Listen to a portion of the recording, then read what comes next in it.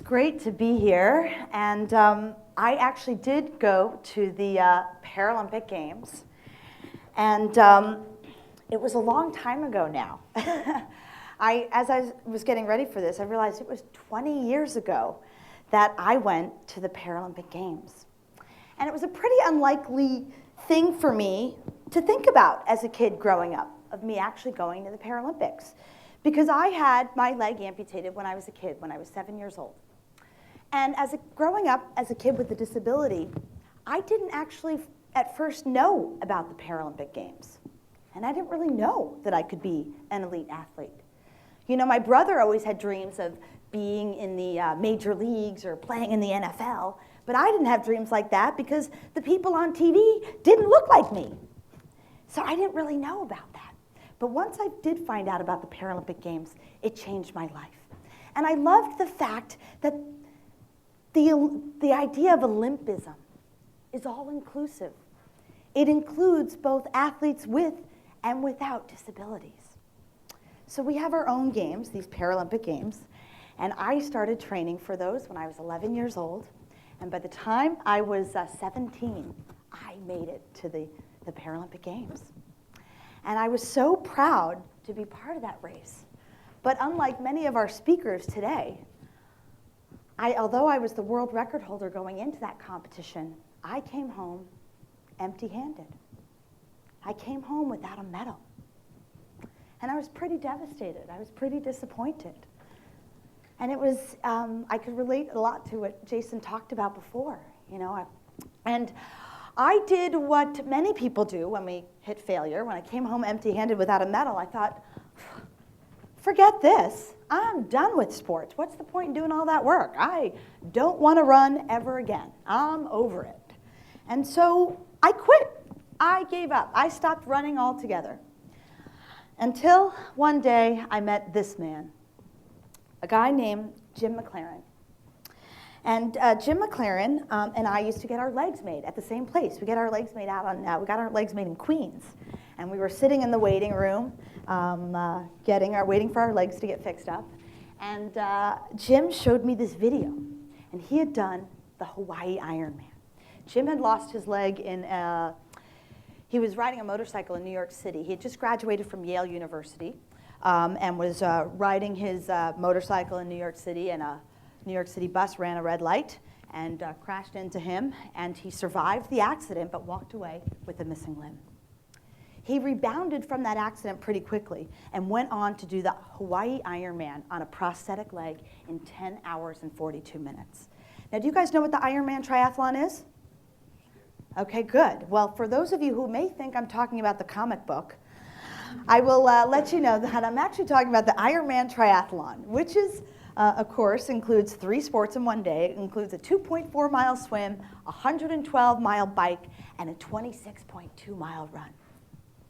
And I thought, Jim, you are crazy. But I want to be like Jim. And I want to do an Ironman. And the fact that he could do that he did an Ironman on a prosthetic leg, I thought, well, if he could do it, I can do it too. And then he also told me that no woman had done it yet. So that became my goal. And that became my mission. And I started to train for the Hawaii Ironman.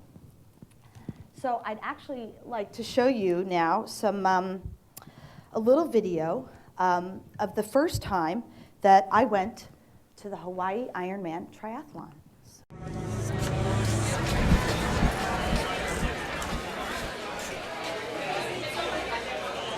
Sarah Reinertsen. The odds have been against her doing this since birth.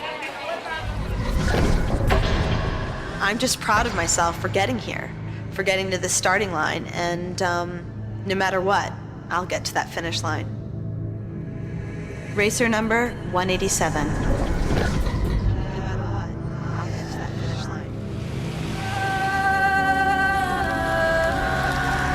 Number 187, Sarah Reinertsen, who has done more than her share of inspiring others for a long time now.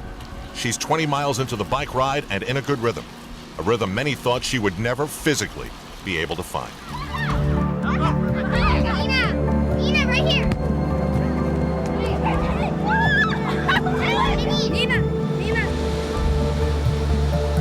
When I was 6 years old, my parents signed me up to be in the town soccer league.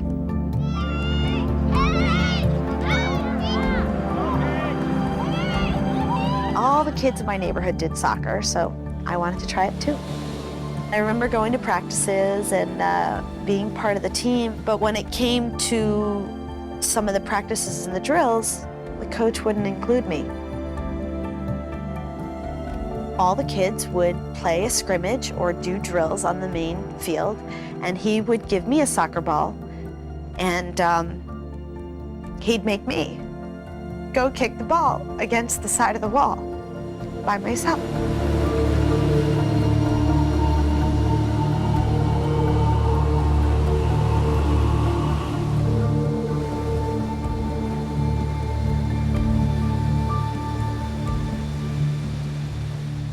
I was born with a tissue disorder known as proximal femoral focal deficiency, which basically in English means that I didn't have the tissues in my left limb to stimulate the right growth. So when I was born, my left leg was extremely shorter than my right leg. For the first part of my years, I grew up with a leg brace to kind of even the heights of my legs out so that I could kind of walk around. I kind of hobbled and would swing my leg out to the side. When I was 7 years old, I had my left leg amputated above the knee. Way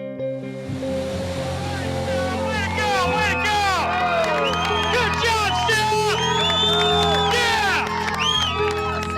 My parents always treated me like any other kid. And when I fell, my mom didn't always rush up to me to pick me up. Sarah's gonna pick herself up. It was a really important lesson for me to learn then. 2.4 mile swim, 112 mile bike, 26.2 mile run. If I finish, I'll be the first woman on an artificial leg to do the Ironman. No woman's done it, not an above the knee amputee, not a below the knee amputee. No woman's done the race or even attempted the challenge. And you guys, 34? One thing that I think I learned as a kid, and it's still true today, is that for me to keep up, I've always had to be tougher than the rest. And that's still the truth.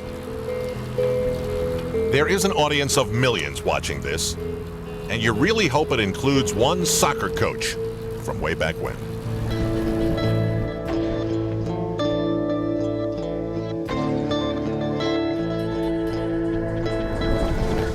Sarah Reinertsen.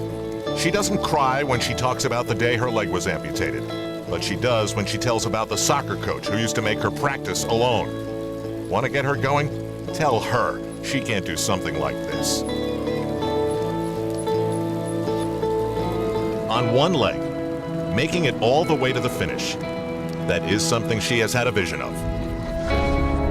I don't know how I'm gonna react when I get to that finish line. I think about it, and I wanna cry, and I wanna smile, and I think it's gonna be such a combination of emotions when I cross that line. She does have the same rules to follow like everyone else. Get to the run transition by 5:30 or your day is over, Sarah. It doesn't matter what your story is. She's been breaking disabled barriers her entire life, but there's a limit here.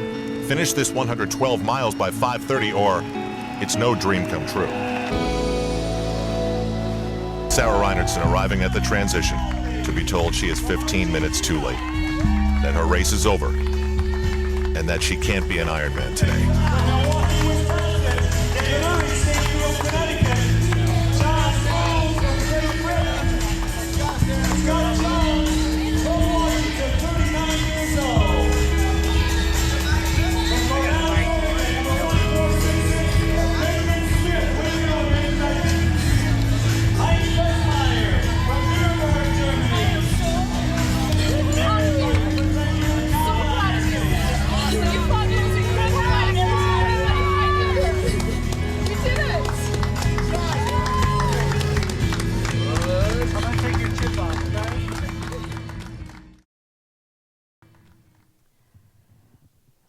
Another failure. The race did not go as I planned. And in many ways, I'm grateful that I had a terrible day at the Olympics because I think it prepared me for this very moment that occurred all these years later, not finishing an Ironman, my second attempt at another big athletic event, and I failed at this one. But this time, I didn't quit. I was pretty devastated, but I came home from Hawaii totally embarrassed. It's such a long race, they actually don't air it live. So I had to come home and tell everybody, yeah, I DNF'd. I didn't finish the race. And it was pretty heartbreaking. The only thing that helped soften the blow was that this was in my mailbox when I got home. I made it to the cover of Runner's World.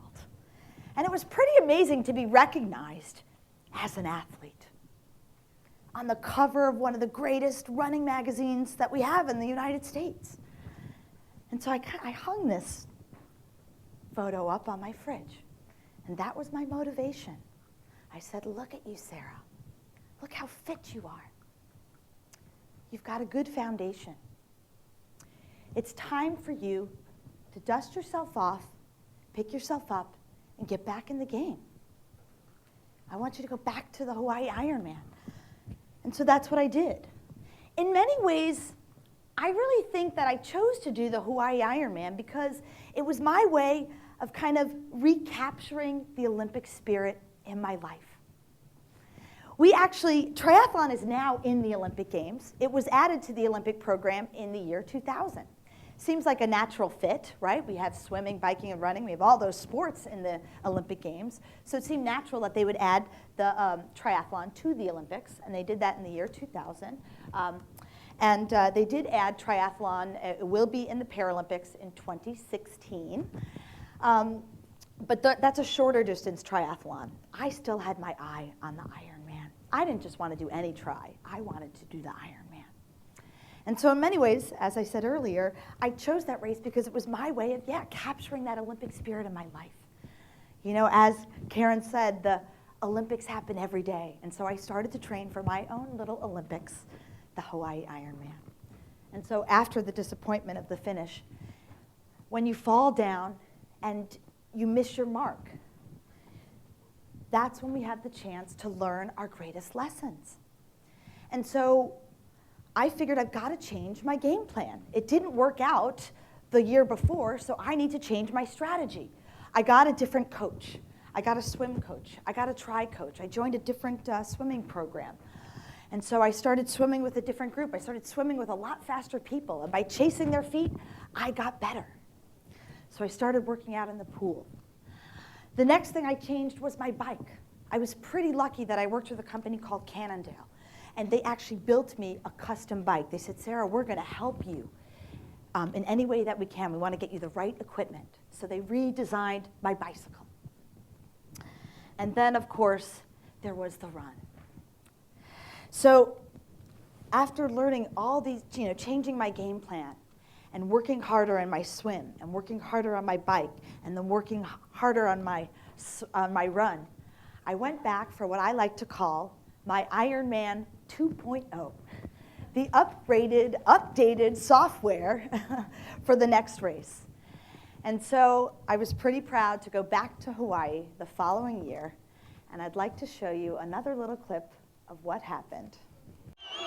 Sarah Reinertsen has unfinished business. I want to run across that mat to stop my time. Beating the cutoff clock so she can run a marathon and feel that joy.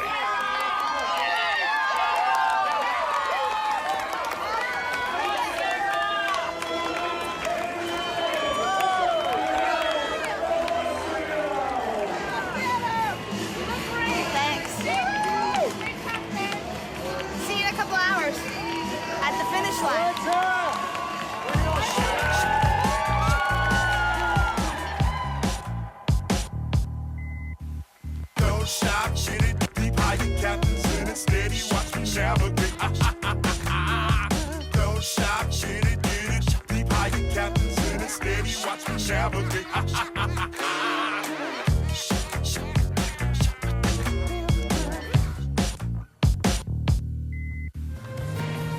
And on the leg she was born with, and another that's a marvel, Sarah Reinertsen wants to show those who have given her a lifetime filled with what she can't do that they were wrong.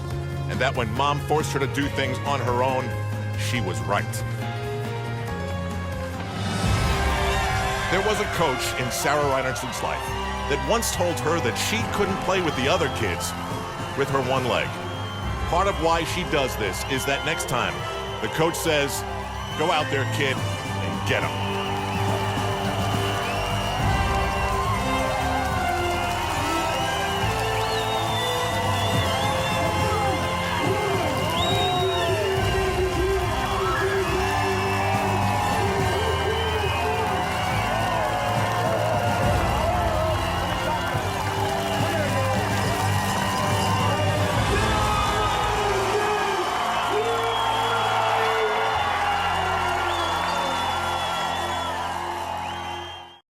And that's the day, thank you. And that's the day I became an Ironman. I did the race in 15 hours and 5 minutes, started at 7 in the morning, finished at 10:05 at night. Switching up my game plan definitely worked because my swim was 10 minutes faster than the year before. My bike time was an hour and a half faster than the year before, and my run time was only about 25 minutes off of my marathon personal best, so not too shabby after 112 miles.